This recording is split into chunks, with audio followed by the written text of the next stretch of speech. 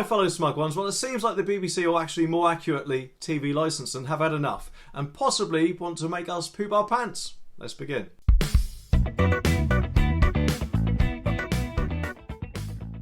Okay, before I start, I'd just like to say a massive thank you to both Dee and Simon. They've both received exactly the same letter from different parts of the country. One's from Newcastle, the other one's from Stoke. But they received them on the same day, which suggests to me that it's probably nothing more than just a begging letter. So thanks guys for sending this in. Here are your well-deserved legend badges. And of course my email address is linked in the description below for any other letters or anything else that people want to send me. Anyway, let's get into this. Okay, so if you saw this envelope land on your map, what would you think? What is the first thing you'd think? All you can see is it's just a white envelope, no logos on, no nothing. Official notice in red ink, investigation open. It's probably purely designed to make you think, oh my god, what have I done? Anyway, so we'll open the letter and the first thing of course we see in the right hand corner is their logo laughing at us. And under that we have the Newcastle Enforcement Division in big, bold red ink to let you know who you are probably apparently messing with. Under that we have the date, November 21. Then we've got the reference number, which may or may not be made up. Then over the left hand side we've got the legal occupier, which means they've got no clue who lives there. Otherwise they'd just address it to the householder, wouldn't they? So I'm guessing they're probably just clutching at straws, possibly hoping that you'll give them a call. Then of course we've got what we saw through the envelope, the official notice, investigation opened in big bold red ink, which probably means they're too lazy to print it twice. To the legal occupier. That's Sir Legal Occupier, thank you very much. This is an official warning. Well, to be honest with you, I'm actually surprised the word official isn't actually in bold, because I'm guessing usually it would have been. Anyway, this is an official warning that we are carrying out an investigation of your address. Well, to be honest, between you and me, I hope there's not going to be any more scary things like that, because I don't know if I've got enough toilet paper to make it through all the possible threats in this letter. If I haven't though, I'm sure I could probably use this letter as toilet paper itself. Nice fancy toilet paper with words on it. It's just a shame it hasn't got a picture of Tim Davie on it, really. Anyway, we have asked you to contact us several times, but you have not responded. How dare you not respond when we ask you to? I will respond if and when I choose. Thank you very much. And because I've got no contract with you, I will choose not to respond. There is still no record of a TV licence at this property, and to be honest, I've got a feeling there's not going to be for some time. Or ever. The law in big, bold, black letters.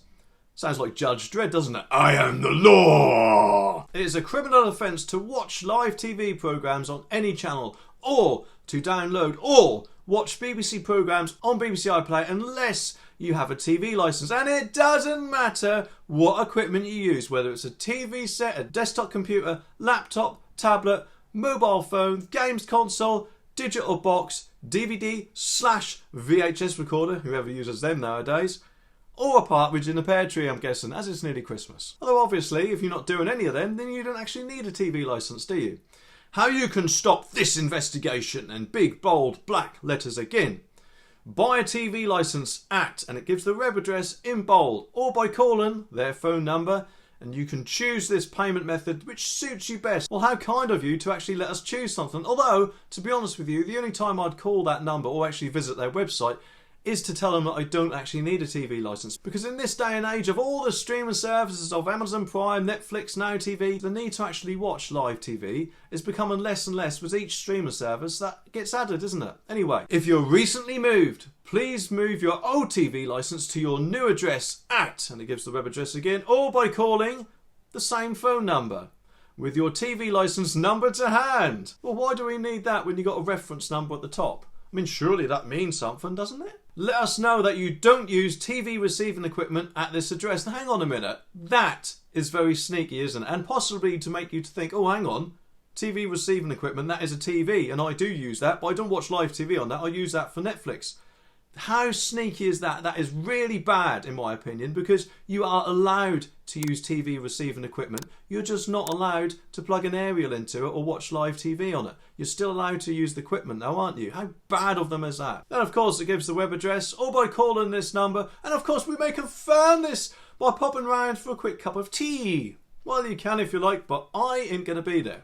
If we don't hear from you, our enforcement division will schedule a visit. Well, you can schedule what you like, but to be honest, good luck getting through my closed door. Unless you're probably a ghost, you're not going to be able to, are you? And should the investigation find that you're watching, recording or downloading TV illegally, you could be prosecuted. And the maximum penalty is £1,000. Although, as I've said before, that of course is the top end of their fines. From what I've heard though, more often than not, it's actually £170 that they fine you, which of course is just a little bit more than a current TV licence is, isn't it? Plus any legal costs and / or compensation which you may be ordered to pay, which I'm guessing is probably the TV licence fee itself. Yours faithfully, Steve Latham, which looks like he's put his signature in bold, and he's from Newcastle. And the other one is from Jane Jeffers, who of course we've heard from many times before, and she has also put her signature in bold. I mean, what's the matter with these guys? Enforcement manager from Stoke, and I'm not too sure which one of these is more scarier, the Newcastle one or the Stoke one. Let me know down in the comments which one you think. And P.S. if you have recently bought a licence, thank you. You do not need to apply to this letter. Thank you very, very much. Which, to be honest, probably means that they've actually sent this letter to loads of people who have actually renewed their licences already, and probably frightened the pants off them as well. And of course, they've sealed the deal with their rubber stamp. Their fake rubber stamp, and which of course is probably designed to make it look more official. But to be honest with you, I think this letter just screams of desperation. I mean, they know that 2027 is coming, don't they, when their TV licence raw charter protection ends. And the sooner that comes, the better. Because hopefully then it'll move on to either the adverts or subscription route. Anything is better than a forced fee on the public if they want to watch other TV channels live. And if you also agree with what I'm saying, then can you do me a favour and click that like button down there? Because it helps to get the message out there by sending this video to more people who may also agree. And if you want to stay updated on this or any of my other videos, then also click that subscribe button too. YouTube's algorithm thinks you'd like to see one of these videos next, so let me know if it's right.